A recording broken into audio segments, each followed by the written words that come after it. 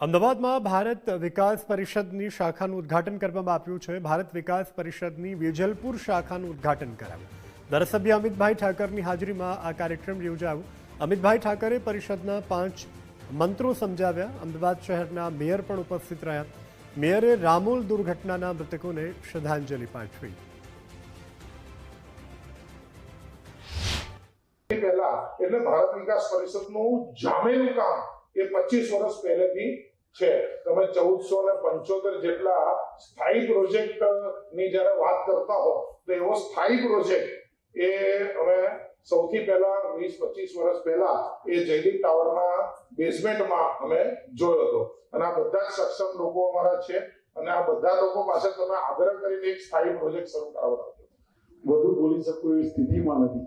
ખૂબ મોટી હોનારત નજરે જોઈને આવ્યો છું।